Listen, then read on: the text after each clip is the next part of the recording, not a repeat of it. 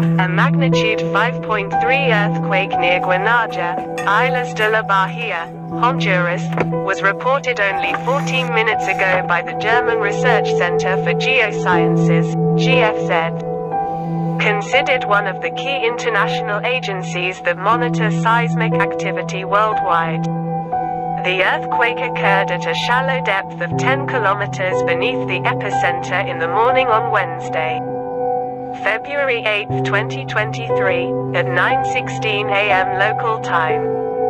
The exact magnitude, epicenter, and depth of the quake might be revised within the next few hours or minutes as seismologists review data and refine their calculations, or as other agencies issue their reports. A second report was later issued by France's Réseau National de Surveillance Sismique, RéNaSS, which listed it as a magnitude 5.1 earthquake.